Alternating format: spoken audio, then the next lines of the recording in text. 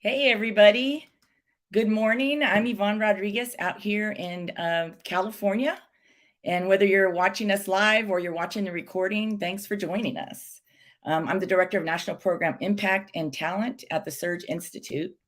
Surge is a national nonprofit organization now in its 10th year, working to educate and develop leaders of color so they can accelerate their work.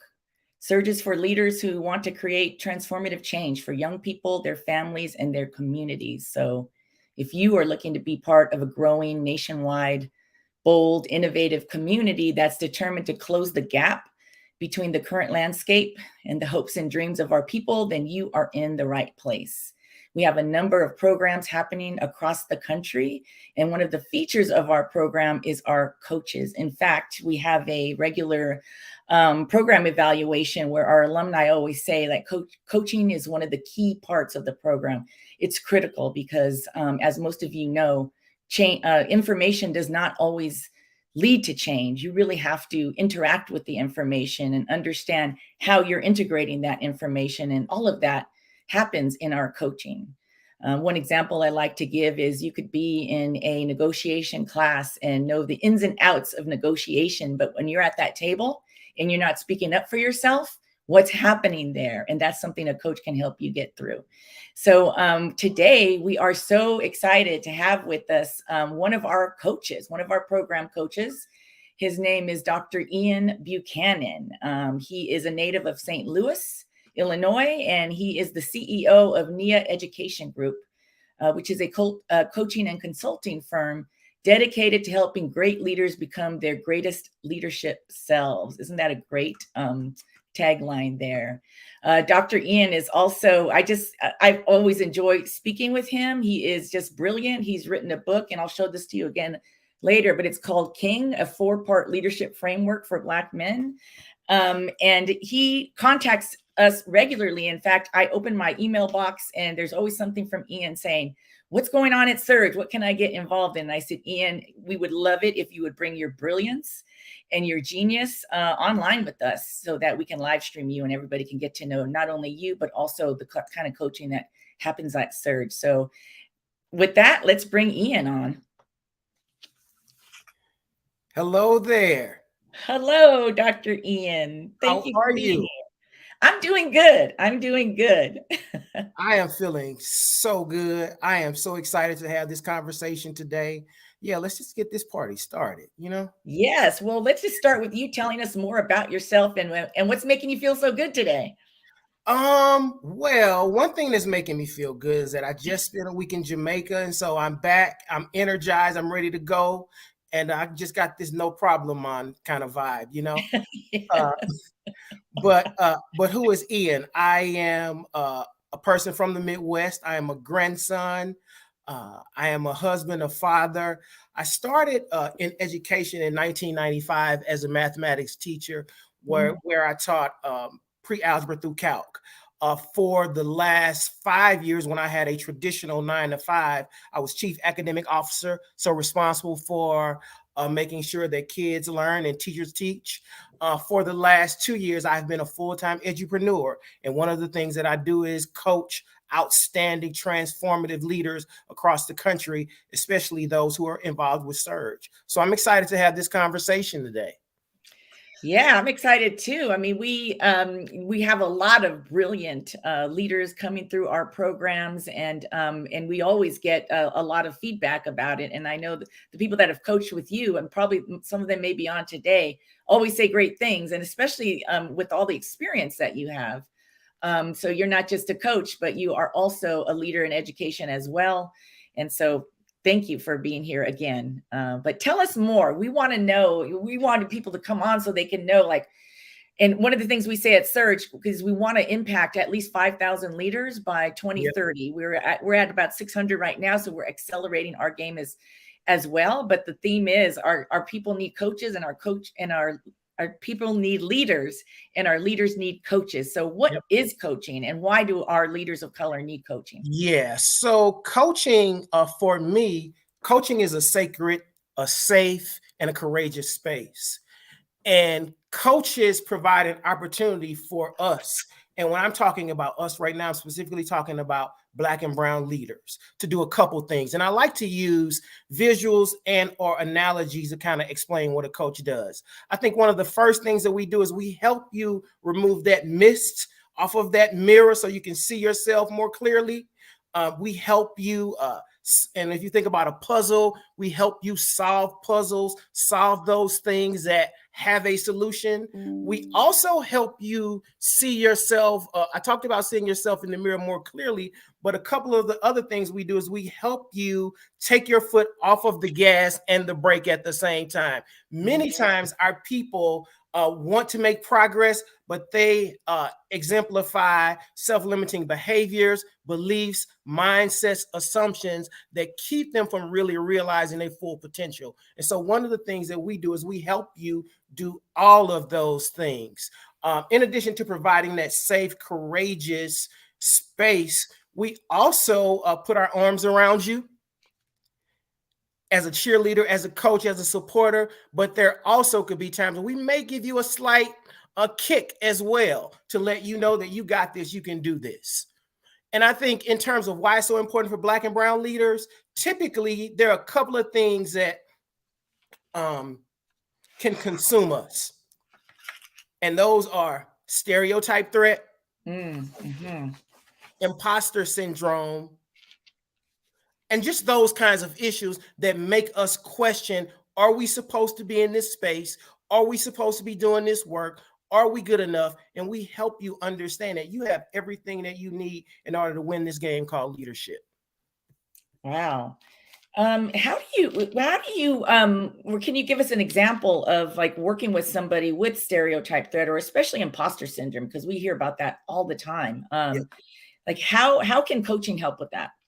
Yeah, so one of the things that we do is called resonance building, and we help you very clearly operate with a sense of values, with a sense of purpose. And so one of the activities that I do with all of my clients is to really help them see the 5 values that really define who they are. Not only that, we take some time for them to see their brilliance and develop what we call a life purpose statement. And so if you are very clear about your why, if you're very clear about your values, and we can get you to make moves and make decisions and to present yourself from a place of resonance, not dissonance, not fear, then you can be a more effective leader and a more effective human being. One of the things that we also talk about is this complementary relationship between the being and the doing. You know, we don't call ourselves human doings, right? We call ourselves human beings. And so we try to make sure that in this work, we help you become strategic. We help you reach those goals. We help you process. We help you get unstuck. But we also help you tap into the brilliance, the beauty, the genius that is within you. And so a lot of times, some coaches just focus on the doing, the goal getting, the goal setting, but they don't focus on this human being. And in the methodology that I use, we help you get underneath that brilliance and help you operate from a place of brilliance, a place of strength, a place of resonance. Wow. So that sounds exactly like a perfect fit with Surge, because we are also not just working on executive skills, but we're working on doing that. What we always talk about is the heart, the head and the heart piece. Absolutely right. Part of one of the reasons why we are a lot of leaders of color are tired and exhausted and fatigued is because they are working under like complex systems, historically designed to make things a little more complicated, especially for people of color.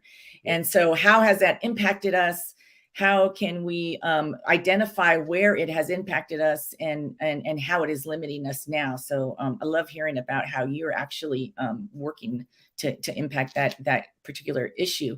And what's the difference between a mentor and a coach or an advisor or a therapist? Like sometimes people think, oh, I need to go to therapy for that kind of stuff. Right. So a coach operates from the premise that you have everything that you need to be the person you are designed to be. We don't operate from a deficit perspective, and a coach starts with the present and moves forward. A therapist may start from the past to move to the present to move forward, but we start with the present, what is, and we help you understand what is possible. We are not therapists. We are not consultants necessarily, even though I bring some expertise to the table, and so I can go there as well. But we want you to really tap into all of the greatness that is within you. And we also want to help you see some of those ways that you may not be as sexy as you think you are. Yeah. Okay. And so what has it been like working with the alumni and the fellows at Surge? It has been one of the most meaningful and enriching experiences for me as a human being. I think that one of the things that people don't understand is that coaches grow along with the people that they support. And so I think for me, in terms of the Surge organization, it has really given me encouragement and confidence in the future. I've been in this game for a little while. And so it's always great to know that there are outstanding Black and brown leaders alongside, in front, behind, that are committed to this work. And so I think that's one piece. And just the talent and the passion that Surge fellows and alum have for changing the trajectory of our communities, for undoing, for interrupting racism and other forms of oppression, it is very encouraging. And I think the other part is you talked about the challenges that we face. What it has really taught me or affirmed for me is that this sacred space, this space to unwind, to be ourselves, to plan, to vent, to be strategic, to be vulnerable, is needed now more than ever. And so with these high-level leaders that I engage with in Surge, it really underscores even more the need for not a coach, but a high quality, very well trained, technical coach. So that's a good point, because how do we find the right coach, and how do we know that it's working? Like, this is the right coach for me. Yeah, that's a very good question. I think part of that is, if I'm a coaching client, part of that is being clear about what I want from a relationship, coaching partnership, because this is a relationship. So what I want and the kind of energy that I want to receive and the kind of energy that I feel like I want to gain. It is not necessarily about gender. It is not necessarily about race. It is not necessarily about technical competency. Part of it is a vibe, and then part of you being very clear about what you're looking for. I think the other thing is that, I don't think I talked about it, but the Rubik's Cube as an example. I'm a blurred, a Black nerd, and so I still do Rubik's Cubes.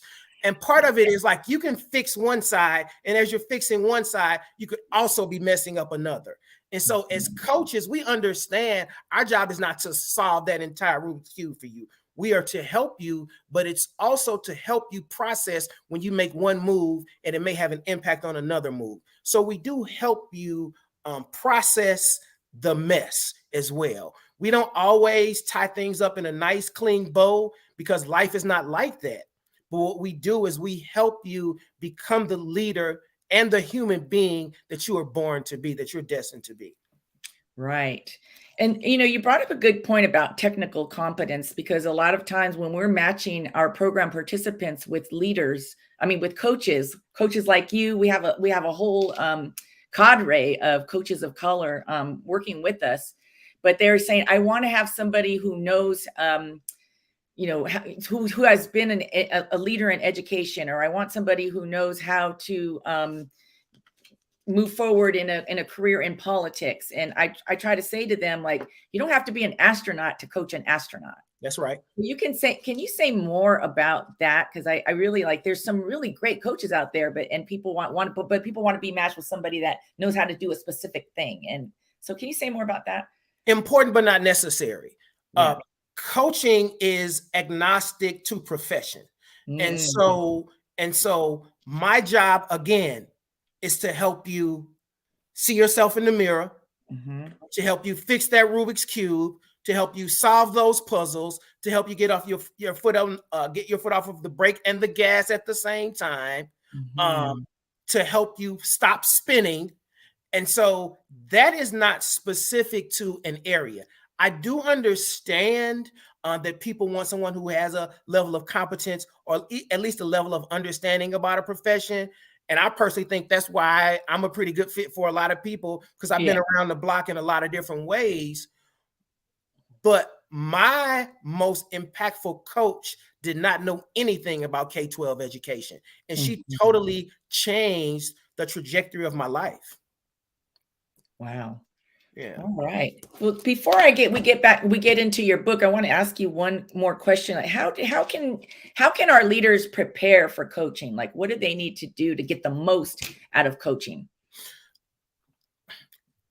There's not a lot. I think in terms of technical or operational things, I think one is to actually be prepared for the conversation, to have a goal for the conversation, because the client guides the conversation and we help guide and we help enlighten. We help you see things from different vantage points. We challenge, we appreciate all of those kinds of things.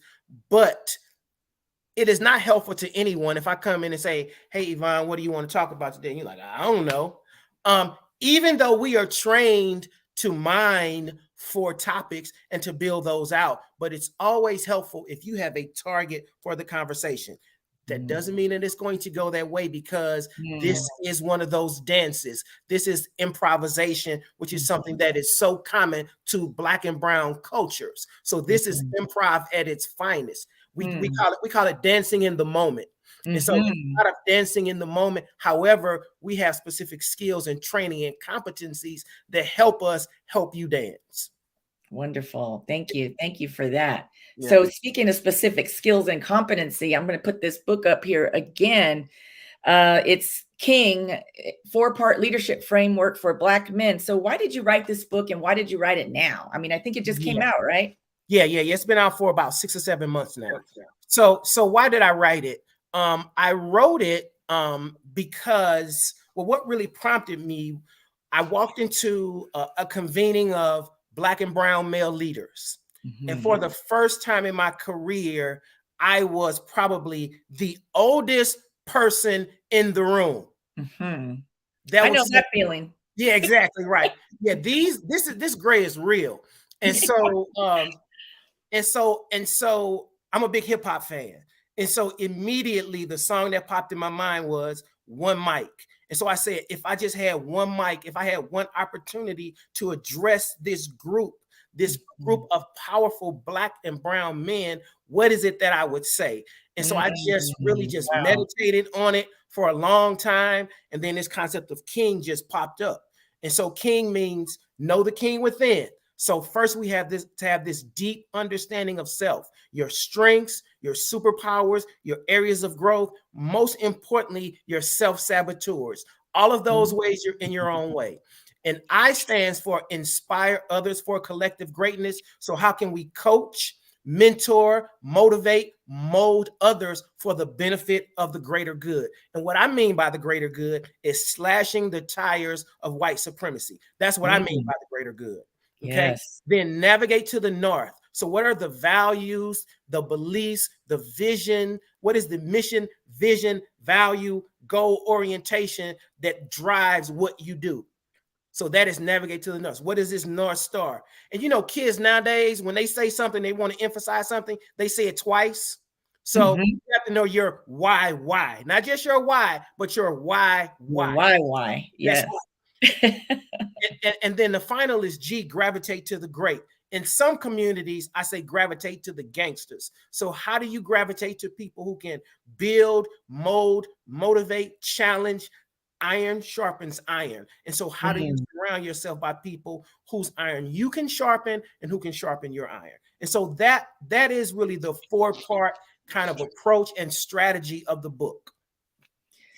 Wow, that is so powerful. And I have so many questions now. But one is about self-saboteurs. Like, what are the self-saboteurs that pop up the most? And then also, how do you slash the tires of white supremacy in a coaching environment? Yeah. So I think one of the keys to systemic change is really understanding the mental models that undergird or that keep us oppressed. And so we first have to analyze the mental models that we embrace and that others embrace that hold this system in place. And so I think that's one of the things that that's one of the reasons that coaching can do that. And there was another part of your question that I missed. Well, I think they're kind of related, like addressing the self-saboteurs, but also how that slashes the tires. And I love that phrase, slashing the tires of white supremacy. Yeah. So in terms of the saboteur, there is actually a saboteur test that one can take. And so this test actually outlines the top 9 ways you are in your own way. And it indicts you. As the Baptists might say, it convicts you. But one of the most prevalent saboteurs that we operationalize or that we demonstrate, we meaning Black and brown folks, is this perfectionism thing. And again, one of the things that we notice about these saboteurs is many of them do have their roots in white supremacy. But I'll give you an example. Whoever is looking at this now or who's going to look at this later on, there's somebody that's looking at this that is creating an email to send to somebody, a very simple email. And it's taking them 30 minutes to create a very simple email. Are you talking about me? Exactly. Exactly. Because we don't want to be seen as less than. We don't want to be seen as incompetent. Somebody lied and told us we couldn't make mistakes. We don't want to seem like an imposter. We want to seem like we got. And so that is just one example. And so I always encourage people to recognize their saboteurs, but I also teach people how to confront the saboteurs now and forever. Wow, that is amazing. And I don't know if you noticed that comment that just flashed on the screen, but somebody said they're buying this book for everybody on their staff. Let's go. Let's do it. Let's go. Yeah, because you know why I'm happy, because that means that we're going to be slashing the tires on white supremacy. That's going to be my new phrase for this week. That is and somebody's asking, where can we find the test? Yep. So if you just Google saboteur assessment, then you'll be able to find it. It is from an organization I think called Positive Intelligence, but it's one of the tools that I use in my coaching work. And I do several activities to help folks recognize them, to help them confront them. There are multiple ways that you can confront them. Some are psychological, some are physical. Yeah. Wow, that's great. Yes. So wow. And I also want to mention to folks that Dr. Ian is also going to be helping us with he might be coming into our programs to help facilitate some sessions as well. Yeah. And I want to ask you, because we're coming towards the end already, that went by really fast. Is there anything else that any other message you have for folks around, can I just say slashing the tires of white supremacy one more time? Yeah. And also, like, what's a good what's a question you want to leave for folks? Like a coaching question that's going to make people think. 2, who are you and who do you pretend to be? Oh my goodness. Who are you and who do you pretend to be? Who are you and who do you pretend to be? Wow, that's amazing. Thank you. Yeah. And you also have a masterclass, don't you, coming up? Can you tell us more about that? Yeah, because I want for folks to be able to operationalize the content of the book. And so in the book, there are a couple of things that I do. One is, if a person just loves quotes, I provide a series of quotes for each strategy. If you want to do some deep self-reflection, I do provide some self-reflection questions. If you want to listen to or hear or read a scenario that speaks to how I had to examine the king within, then I give you what I call illustrative scenarios. But then the 4th piece is what I call king moves. And those are the very specific actions you can take to navigate to the north, to gravitate to the great, to know the king within. And so the masterclass is all about operationalizing the concepts. And so it is a 4-series masterclass that allows folks to do all of those things that I talk about in the book and build community with peers. Okay. And what's the best way for people to find out about the masterclass when you're ready to launch it? Absolutely. And so my website is www.nia, educationgroup.org. But my email, you can find me on all social media, but my email is ian@neaeducationgroup.org. And so, yeah, my website, Google NEA Education Group, you'll find me. Google Doc Buchanan, you can find my book. But my book is available on Amazon. It is available on Amazon in both paperback and Kindle forms. Okay, great. Thank you for that. And thank you so much for being here. I hope we can have you on again sometime, because I feel like we have so much more to talk about that people want to hear, and I think people really want to hear from you. And also, I want to just let everybody know that Dr. Ian is part of the Surge executive coaching community. We have quite a number of coaches that work with all of our programs. So I hope that you take some time today to go to surgeinstitute.org to learn about our programs. We have quite a number popping up in different cities. Our Surge Academy, we just actually closed our application system for Chicago. So the Chicago Fellowship is starting up, but we have a academy in Philadelphia. And so you can find more information about that. The application period for that is actually it's July the 21st is the deadline for Philadelphia Academy applications, and August 8th for the Las Vegas Academy. And in the winter, January, we'll also be starting Surge Angels, which is an incubator accelerator entrepreneurship program. And we have a number of programs, but just go to our website and you can check it out. And thank you so much for joining us. And Dr. Buchanan, thank you so much for being here. And I am going to be thinking all day about who am I and who do I pretend to be? Those are like powerful questions. Thank you, everyone. Carmita. Thank you to Carmita Seaman, visionary leader. Love that sister. Much respect and much love to Carmita. Yes, same here. Same here. Carmita is amazing. Carmita, for folks who don't know, she is our CEO and founder, and she is the real deal. You know, yes, she queen. walks the talk, and she's built this organization, and we're just expanding based on her vision and the vision that she's enabled all of us to create together. So thank you for mentioning her. Absolutely. All right. Thank you so much. And everyone, we'll see you again soon sometime out there. Bye.